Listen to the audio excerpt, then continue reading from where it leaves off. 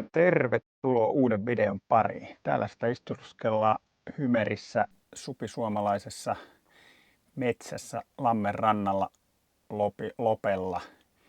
Täällä tuli eilen illalla jo tänne puskaparkkiin. Sauna pystyy, levitin jopa markiisin tossa noin ja Lunan kanssa ollaan täällä nyt kahdestaan. Tanja jäi tonne kaupunkiin silloin tyttöjen kanssa menoa. Mutta aamuhan tuossa sitten heräilinkin, kun vettä satoi aika rapiasti, mutta nyt näyttäisi, että ehkä vähän lauantai-päivä, niin vähän ehkä sitten kirkastuu. Mutta eikä meinasi, että kaivanko tällä reissulla videoita, kameroita ollenkaan esille, otetaan ihan vaan easy peasy levon kannalta. Mutta muutamia kysymyksiä on tullut ja vissiin jossain lupasinkin, niin mä ajattelin vähän nyt tuosta Skotlannin reissusta vielä käydä läpi, eli mitä se kustansi, vähän se reitti vielä kertaalleen. Videoitahan nyt on 9 sitten siitä, että 9 kappaletta niitä kertyi sinne tuupiin ja 6 mä taisin kuvata ja editoida siellä ja laittaa lataa tuupiin matkalla sieltä Skotlannista ja nämä 3 viimeistä tuli sitten, tai 3. viimeinen tuli satamasta ja 2 viimeistä mä oon sitten ladannut kotoa jo, ei ole vaan kerinnyt aikaisemmin. Joo, katsotaan tuosta vähän karttaa, miten me mentiin ja mitä tuli. Eli 7200 kilometriähän tuossa tuli koko reissulle mittaan. Tosiaan, eli meidän reittihän kulki näin, että Helsingistä ajettiin tänne Naantaliin, josta Naantalista lähti perjantai-iltana Finnlinesin laiva. Oltiin se Pehla-välinen yö tässä laivalla, joka meni Kapellskäriin. Lauantai-aamuna oltiin aikaisin Kapellskääristä. Tästähän se vajaa 700 kilometriä on ajoa tänne Malmöhön, niin me oltiin jo hyvissä ajoin sitten alkuillasta täällä Malmössä, kun mentiin, tuo Hymeri kuljetti meidät tosta läpi. Ja illalla lähti sitten Finnlinesin toinen laiva, sitten niitä vähän vanhempia purkkeja, mitkä ajaa Malmö Travemünde väliä, niin siitä tosiaan sitten Potskilla se lauantai-sunnuntai välinen yö Potskilla. Siitä sunnuntai-aamuna herättiin sitten Travemündestä, josta sitten se 500 kilometriä ajoa tänne Rotterdamiin vanhoakin satamaa ja sieltä sitten sunnuntai-iltana hyvin oli taas aikaa ajaa päivä toi väli.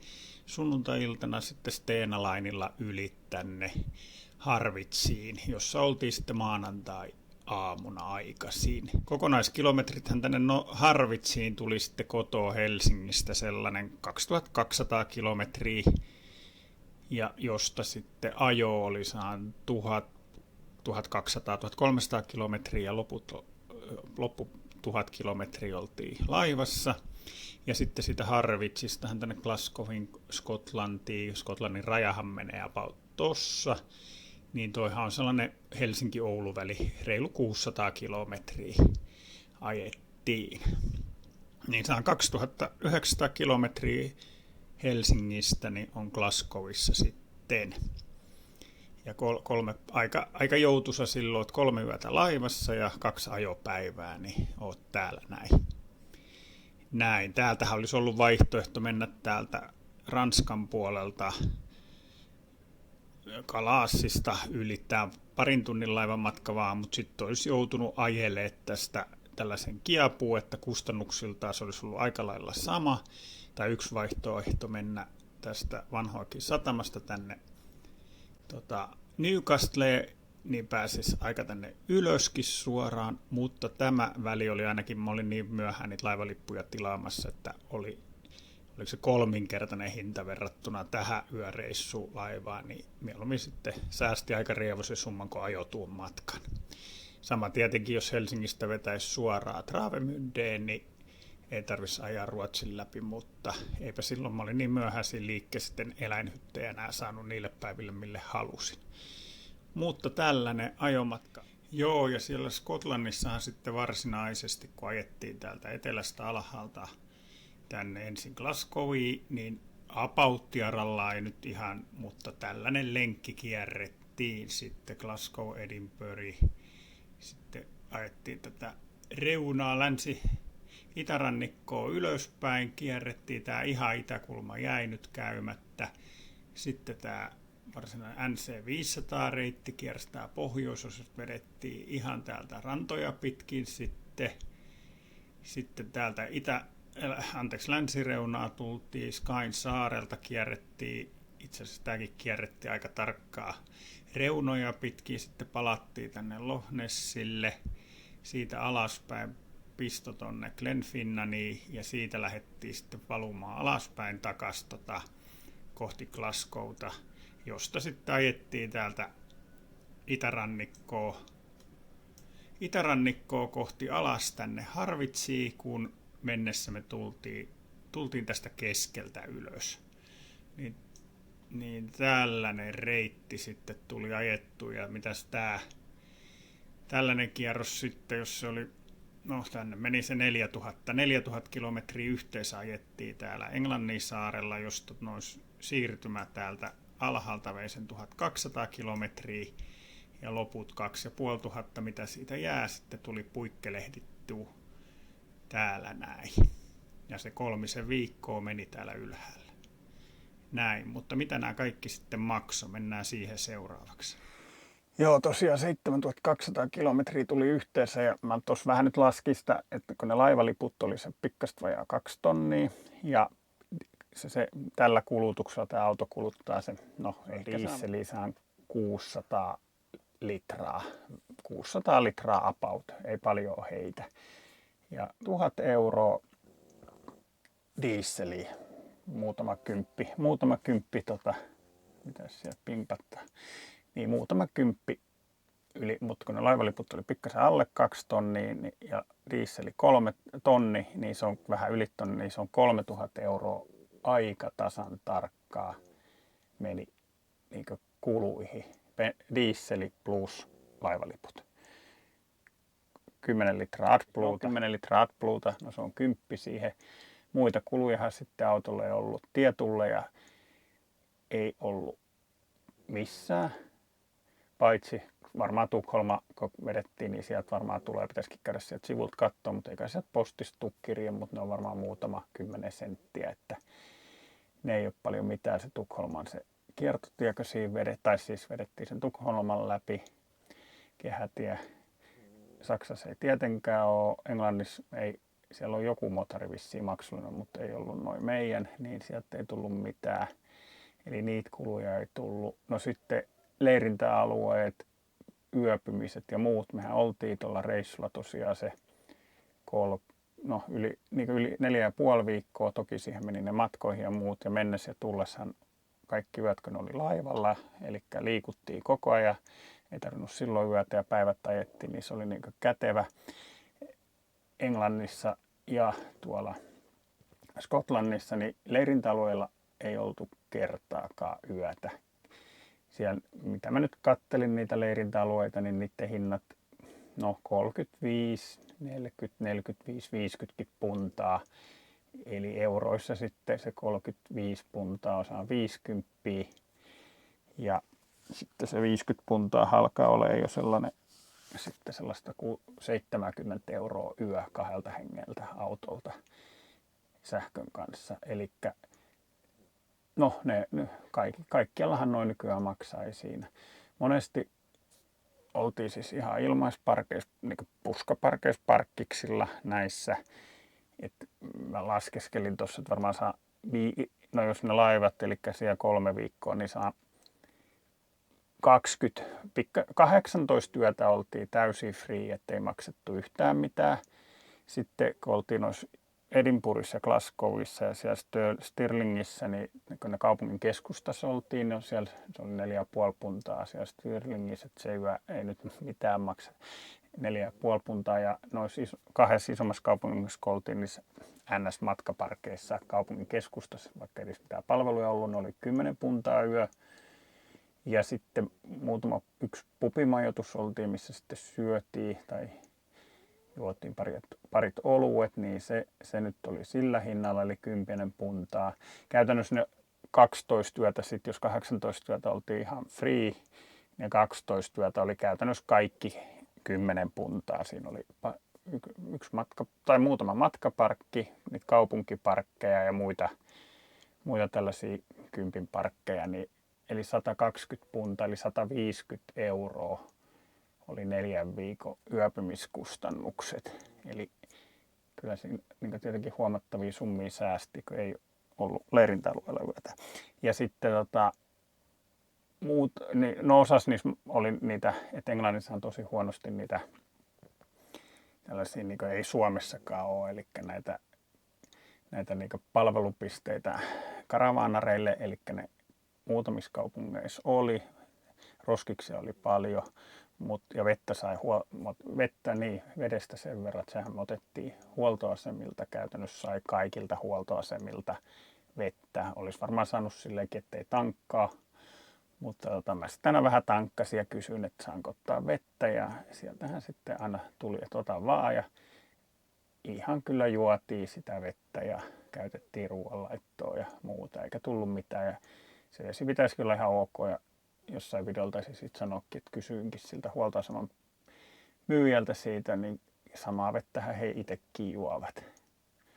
Joo, eli vedestä ei tarvinnut maksaa, mutta muutama kerta tosiaan sitten maksettiin myös sitten silleen, kun tuli nuo säiliöt täyteen, niin käytiin leirintäalueella niin huoltokäynti tekemässä, jos ei ollut näitä muita servisejä tarjolla kaupungeissa, niin ne oli 10 puntaa nekin se huoltokäynti, eli niitä taisi olla 3, ja sitten niissä kaupungeissa ne oli käytännössä toimi niin lahjoitusperiaatteella nähty, että siinä oli boksi, mihin sai sitten halutessaan laittaa rahaa, niin niihin muutama punta sitten tuli laitettu, eli ne 3, niin kuin siellä Skotlannissa ne 3 ja Englannissa ne 3, reilu 3,5 viikon yöpymiset, niin, ja kaikki nämä vesimaksut ja muut, niin olisiko sitten 150 puntaa mennyt kaikkinensa 160 puntaa, eli se on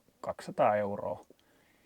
Eli tuollainen 3200, ihan maksimissaan 3300 euroa oli niinkö toi reissun sellaiset pakolliset kulut, eli laivaliput, diisseli, AdBluta, yöpymiset, huoltokäynnit autolle, eli että puhdas vesi, likainen vesi pois ja toilettien tyhjennykset. Kun me se 4 viikkoa oltiin reissussa, niin se on 4,5 viikkoa reissussa ja 3300, vajaa 100 vuorokaudessa. 30 yötä. Niin, no joo, 100 vuorokaudessa. Ei se mun mielestä mikään ihan paha ole. Tietenkin ruoka siihen päälle, mutta sitä ruokaa sitä nyt menee Suomessakin sitä ruokaa. Ja muutama kerta käytiin ravintoloissa syömässä. Ne nyt oli aika Suomen hinnoissa ja kaupatkin oli aika lailla Suomen hinnoissa sitten. Että eli saa 150 euroa näihin erilaisiin sisäänpääsymaksuihin. Mutta paljon nähtiin ja suosittelen vahvasti. Ja ei kyllä yhtään pohjoismaalaista autoa tai vaunua nähty koko reissulla Englannin puolella eikä Skotlannissa. Yleensä nyt niin näkee edes pohjoismaalaisia, mutta ei näkynyt. Kyllä italialaisia, espanjalaisia, saksalaisia oli tietenkin paljon ja me.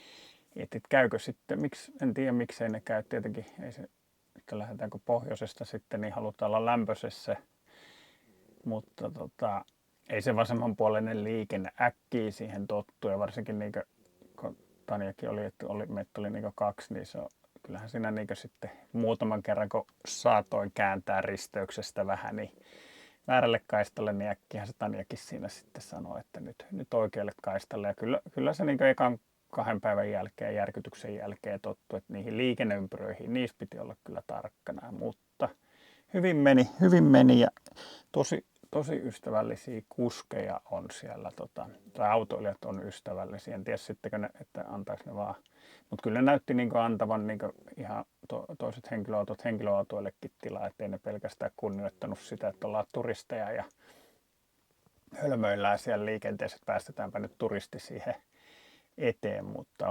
oli positiivinen. ollut tajunnut, että siellä on noin ystävällistä tuo liikennekulttuuri ja päästetään ja näin, ettei ole sellaista yhtään niin samanlaista mitä Suomessa, että varsinkaan matkailuautoon, niin se on vihollinen numero 1 henkilöautoille. Joo, että siinä mielessä ihan käymisen tosiaan oli kiva reissu ja puhuttiin tuossa, että varmasti joskus ehkä mennään uudestaan ja Irlantiin ja muuta, että ei sinänsä ole mitään sellaista, että jäi paljon vielä nähtävää ja näin. Mutta joo, ja jos nyt tulee mitä haluat sitten tästä reissusta tietää, kysellä tonne Skotlantiin, niin laitappa sitten kysymyksiä tähän alle, niin kyllähän mä vastailen niihin sitten, jos en välttämättä kaikkea muista. Ja paljonhan tuli noilla videoillakin kerrottua noista, mitä missäkin, että näin. Tällaisilla siis putjeteilla toi meni. Joo, Mersuhan toimi hyvin. Nyt oli kyllä niinkö hyvä reissu, oli mukava reissata, että toimi niin kutsutusti kuin junan vessa, että kun muisti dieseliä laittaa tankkiin, niin kaikki pelasi kyllä hienosti ja niin kuin noilla videoillakin onkin aikaisemminkin todennut, niin on taas silleen niinkö on silleen niinkö mukava sitten, että on vähän niin kuin nämä maasturit, mitkä on suosiossa, että on kotona niin kuin motareilla, pystyt siirtymiä ja ei haittaa mitään. Pystyt ajaa, kun tämä on 7 metriä pitkä, niin kaupungissa tällä pärjää ihan hyvin, mutta pärjää siis, että ei ole mitään ongelmia, saa kuitenkin parkkiikin hyvin. Ja sitten tietenkin tämä, että pystyt vetämään niin kyllä sellaisia mettäteihin tai ylämäkiin tai muihin puskaparkkeihin, että ihan kaikki ei tule, niin huomattavasti saa olla sitten niin enemmän rauhassa, jos haluaa. Eli on kyllä niin mukava on ja oli niin onneksi toimi kaikki. Ainahan näihin voi jotain tulla. Näin kyllä se syksy vaan tulee. Ei nyt ole vielä, ei ihan niin kuin syksystä ole, mutta varmaan pari viikkoa niin on metsä kyllä ja lehdet alkaa kellertää. Tuoksahtaa jo ihan syksyllä. Oli kyllä taas hieno viikonloppu saunottella aivan rauhassa korvessa kyllä, että ei. Yksi pariskunta meni koiran kanssa ohi tuosta eilen, että niillä on varmaan auto tuolla toisella puolella, mutta ei muuta kuin syksyn uusia reissuja. Ja tosiaan, jos sulle tuosta Skotlannin reissusta tulee tässä näistä kamerahommista jotain kysyttävää, niin ei muuta kuin laita kommentti alle. Ja kiitos kun katselit tämän videon ja katsotaan mitä seuraavaksi kuvaillaan. Se on morjens!